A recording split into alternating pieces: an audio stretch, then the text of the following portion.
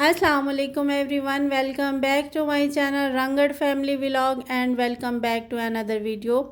Hopefully आप लोग सब ठीक होंगे। अल्हम्दुलिल्लाह हम भी बिल्कुल ठीक हैं। मोस्टली मेरे व्लॉग्स ना सुबह से ही स्टार्ट होते हैं और इस टाइम भी सुबह ही हो रही है और तकरीबन मैं किचन में आ चुकी थी। रात को सारा किचन क्लीन करके सोई थी, तो सुबह उठ के बस ना बर्तनों को अपनी अपनी जगह शिफ्ट करना था ना, तो वही कर रही थी। गर्मी अच्छी खासी हुई थी, बादल आते हैं लेकिन अपनी झलक दिखला के ना वापस चले जाते हैं। उनको ये होती ही नहीं है कि बरस के या फिर कुछ मौसम यानी कि ना ठीक कर दें। शायद सावन का महीना ख़त्म हो चुका है। कहते हैं सावन के महीने में ही बारिशें वगैरह होती हैं और जो सावन के बाद महीना होता है उसमें कोई बारिशें नहीं होती।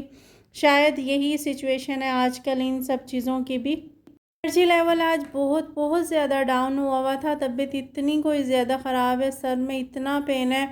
पहले तो मूड हुआ कि व्लॉग अपलोड ही नहीं करती, थोड़ा गैप ले लेती हूँ, क्योंकि ना डिसहार्ट हुई हूँ ना। व्यूज़ ना बहुत बहुत ज़्यादा ना कम आ रहे हैं, इस वजह से ना थोड़ी सी हिम्मत ना टूट रही थी। लेकिन फिर ये सोच के मैंने दोबारा व्लॉग बनाया कि नहीं कोई बात नहीं, ट्राई ट्राई अगेन, के आहिस्ता आहिस्ता हिम्मत करने से और कोशिश करने से अल्लाह पाक कामयाबी देता है। पैनाडोल ली, कुछ बेहतर हुआ तो फिर वॉइस ओवर करने के लिए आ गई। आज मैंने सारा दिन ही नहीं की, वरना मैं सुबह वॉइस ओवर करके ना कंप्लीट कर लेती वीडियो। और इस टाइम तकरीबन 4 बजे का टाइम हो रहा था, तब सोच के ना फिर आज व्लॉग ना बनाना स्टार्ट किया। और ये सुबह के टाइम मैंने पहले बर्तन वगैरह सारे शिफ्ट किए थे। बर्तन वगैरह शिफ्ट करने के बाद फिर मैंने रोटियां बना ली थी। रोटियां बना के नाश्ता करवाया हस्बैंड को, नाश्ता वगैरह करवा के फिर बाद में मैंने बाकी के काम मुकम्मल किए थे। और कल जो मैंने सारी अलमारी का बखेरा वो फैलाया हुआ था ना, उसको आज समेटना था, क्योंकि ना चूहों ने उसके अंदर ना सत्यानाश किया हुआ था। शायद कहाँ से आए हैं पता ही नहीं चला। जो चीज़ें उनके ना हत्थे चढ़ी है ना, उन चीज़ों को उन्होंने सत्यानाश कर दिया है। तो बस उसी को बखेरा हुआ था ना। सुबह नाश्ता करके बाकी की सफाइयाँ करके काम वगैरह मुकम्मल करके फिर मैं जस्ट अलमारी को ही साफ़ करने के लिए चली गई। और आज अलमारी में ना सफाई करते करते फिर ना शादी की एल्बम मिली थी ना, उसको देख के ना वही पुरानी वाली यादें ना ताज़ा हो गई कि ना वक्त कितनी जल्दी से गुज़र जाता है, कितनी तेज़ी से गुज़रता है, पता ही नहीं चलता कि शादी को इतना टाइम हो चुका है। 8 साल शादी को मुकम्मल हो चुके हैं, होता ही नहीं है कि इतना टाइम भी गुज़र चुका है। खैर सुबह नाश्ता करवाने के बाद फिर मैंने गैप लिया था, और गैप लेने के बाद फिर मैंने बाद में मिल्क शेक बना के दिया था हस्बैंड को, क्योंकि उन्होंने फ्रूट ना लेना होता है ना दूध लेना होता है, तो फिर मिल्क शेक वो पी लेते हैं, या फिर अगर दूध से उनको कोई ड्रिंक बना के दो ना तो वो ले लेते हैं। और बाकी की बहुत सारी चीज़ें मेरे पास पड़ी हुई थी ना, वो इसी तरीके से सारी ना अरेंज होने वाली थी, मैंने अरेंज की नहीं थी। और ये बॉक्सेस ना साथ वाले जो जानने वाले थे ना उनसे मैंने लिए थे, उनके पास इसी तरह पड़े हुए थे, तो 3 बॉक्सेस थे ये, अच्छे खासे यानी कि ना वो थे, थिक थे और ख़राब होने वाले नहीं थे। मैंने उनसे फिर ले लिए थे। और इसके अंदर काफ़ी सारी चीज़ें पड़ी हुई थी। ये जो चूड़ियाँ हैं ये मिक्स अप है, मेरे पास पड़ी हुई हैं, वैक्स है, ड्रायर है, और काफ़ी सारी चीज़ें ब्लीच वगैरह पड़ी हुई हैं, फेशियल वगैरह पड़े हुए हैं, मास्क वगैरह हैं। लेकिन ये ऐसे ही रखे हुए हैं, मैंने इनको यूज़ ही नहीं किया। सब चीज़ें आज निकाल के मैं देख रही थी ना, तो हस्बैंड पूछ रहे थे कि ये सारी चीज़ें आपने जस्ट देखने के लिए रखी हुई हैं। तो मैंने कहा चलें आज मैं करती हूँ, लेकिन आज माइंड बनाया तो आज फिर तबीयत ख़राब हो गई।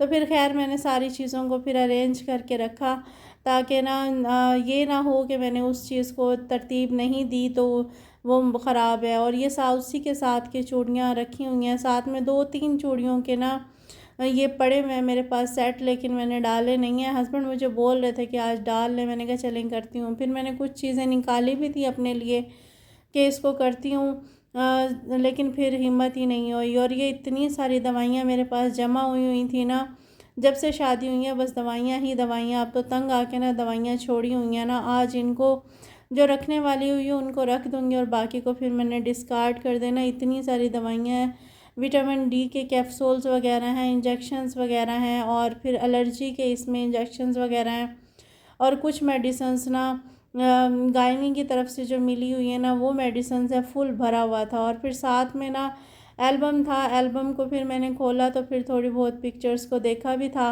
और ये मेरी 9th-10th की पिक्चर थी मैक्सिमम ना। ये फ़्रॉक मैंने बनाया था बड़े ना शौक़ से, और बहुत बहुत खूबसूरत उस टाइम बना था। और ये पिक्चर जो है मेरे उपटन की है। ये उपटन के भाई ने बनाई थी उस टाइम, और ये निकाह की है। ये पिक्चर्स मैं देख रही थी साथ साथ, फिर मैंने ना क्लिक कर ली, मुझे अच्छी लगी, मैंने कहा आप लोगों से शेयर करती हूँ। क्योंकि वक्त जो होता है ना वो तेज़ी से गुज़रता जाता है, लेकिन ना एहसास नहीं होता इन सब चीज़ों का कि कितनी तेज़ी से टाइम गुज़र रहा है। और शाम को फिर ग्रॉसरी आ चुकी थी, कुछ चीज़ें मैंने मंगवाई थी साथ वालों से। अल्लाह पाक उनको ना बहुत बहुत ज़्यादा दे।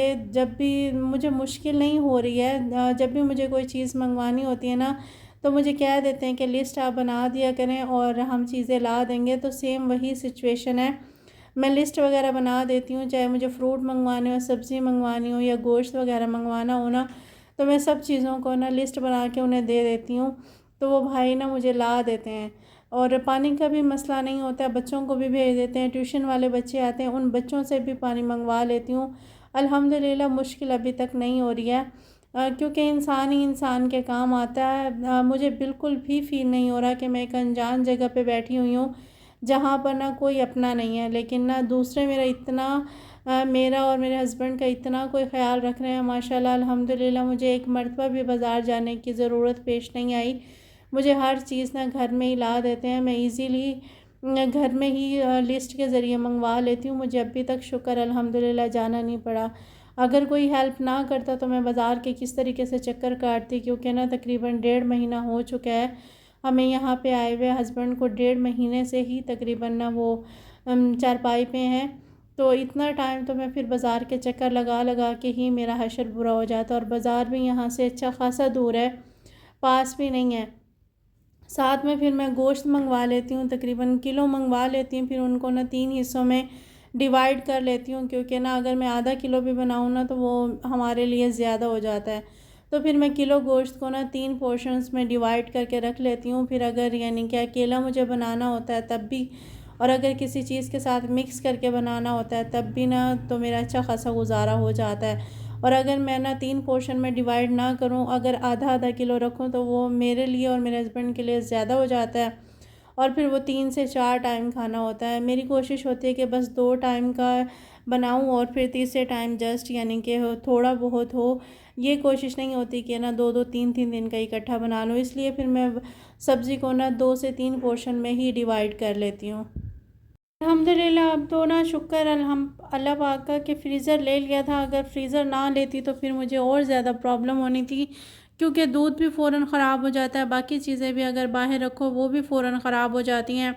अब मैं हफ़्ते की मंगवा लेती हूँ ना, तो मुझे ना कोई मुश्किल नहीं होती, फिर हफ़्ते के बाद फिर दोबारा मंगवा लेती हूँ ना, तो लाने वालों को भी मसला नहीं होता और फिर मुझे भी मसला नहीं होता। ईज़िली मैं फ़्रीज़र में रख लेती हूँ।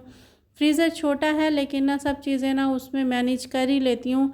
कोई तरतीब तो नहीं होती है, लेकिन बस जिस तरीके से जो चीज़ फ़िक्स होती है ना, उसको बस फ़िक्स करने की कोशिश करती हूँ।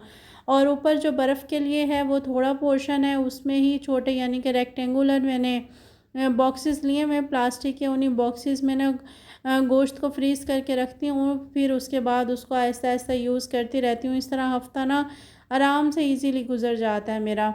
अब की बार चक्कर ना थोड़ा ज़्यादा यानी कि पहले लग गया था, तो फिर इस वजह से मैंने चीज़ें मंगवा ली साथ में ना। और जिस दिन मैं हस्बैंड को चेकअप करवा के लेके आई थी कुछ चीज़ें, उस दिन साथ हस्बैंड थे, फिर मैं ले आई थी, उनको बिठा दिया था, मैंने खुद दुकान से ले ली थी चीज़ें। लेकिन अब फिर दोबारा मुझे शायद शूज़ के लिए जाना पड़े। शूज़ मेरे ना काफ़ी बड़े हैं, वो पहन के फिर मुझे मुश्किल होती है, और अगर उनको कुछ टाइम मैं यूज़ करूँगी ना, तो फिर यूज़ करने के बाद फिर वो और खुले हो जाएंगे, फिर मुझे ज़्यादा तंग करेंगे। खैर, यहाँ पे फिर मेरा सारे काम मुकम्मल हो चुके थे, और सब्ज़ियों को फिर मैंने ना ड्राई होने के लिए ना पंखे के नीचे फ्रूट को रख दिया था। फिर जब ड्राई हो गई थी तब मैंने फ्रीज़र में इनको शिफ्ट कर दिया था। और शाम को मैंने कौरमा बना लिया था, और मेरे कारनामे देखें आप कि इसमें पानी अच्छा खासा था, मेरे माइंड में ही नहीं रहा, तो वो उसके सारे इतने उसने छींटे उड़ाए ना, उड़ा के वो सारी दीवार को और सारी जो ना ये इसको शेल्फ़ है उसको ख़राब कर दिया था। आटा रखा हुआ था, आटे के अंदर भी छींटे आए।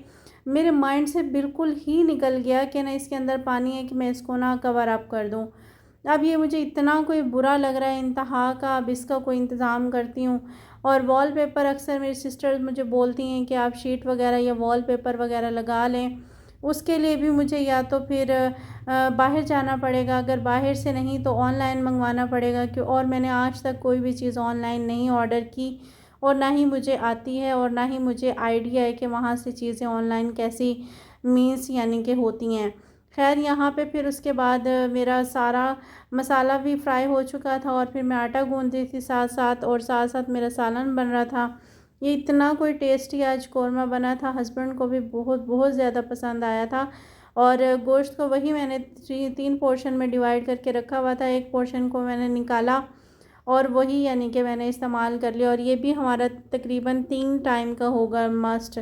और इससे ज़्यादा टाइम फिर खाने को भी दिल नहीं करता, तो फिर मेरी कोशिश होती है कि आधा किलो से ना चीज़ कोई कम ही हो, क्योंकि फिर बाकी चीज़ें भी उसके अंदर डलती हैं ना, तो वो तकरीबन किलो के करीब ही पहुंच जाती हैं। टमाटर होती हैं, प्याज वगैरह होती हैं और फिर बाकी मसाला जात होते हैं, तो फिर वो ज़्यादा बन जाती है। खैर फिर यहाँ पे फिर मेरा सालन भी बन चुका था, मैंने रोटियाँ भी बना ली थी, खाना वगैरह खाया और अच्छी खासी दाद वसूल की ना, क्योंकि जब ना खाना अच्छा होता है ना तो हस्बैंड फिर दिल खोल के ना खुशी से फिर तारीफ़ कर रहे होते हैं।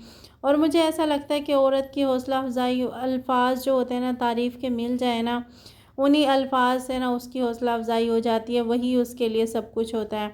खैर यहाँ पे फिर ना खाना वगैरह खा के रेस्ट किया और फिर उसके बाद डायरेक्ट मैंने सेकंड डे से व्लॉग को स्टार्ट किया। और फिर ये जी मैंने ना दूध निकाला, क्योंकि मैं दूध को फ्रीज़ करके रखती हूँ ना, वैसे अगर नीचे रखूँ तो ख़राब हो जाता है और अगर गर्म करके रखूँ तो हस्बैंड को चाय पसंद नहीं आती। तो फिर मेरी कोशिश होती है कि मैं इसको ना इसी तरीके से फ्रीज़ करके रखूँ, ताकि ना चाय भी अच्छी बने और इजीली हस्बैंड ना पी भी लें, क्योंकि ना फिर अगर वो नहीं खाते पीते तो फिर बनाने का भी कोई फ़ायदा नहीं होता। और ख़ैर फिर आज का व्लॉग मेरा यहीं तक था। अगर आप लोगों को व्लॉग्स पसंद आए तो लाइक शेयर और सब्सक्राइब ज़रूर कीजिएगा। अगर आप मेरे चैनल पे न्यू है तो चैनल को सब्सक्राइब किए बगैर मत जाइएगा। वीडियो को प्लीज़ फुल वॉच किया करें और दुआओं में याद रखिएगा। अपना बहुत बहुत ज़्यादा ख्याल रखिएगा और मेरे चैनल पे इसी तरह प्यार दिखाते रहिएगा। मेरी तरफ़ से अल्लाह हाफिज़।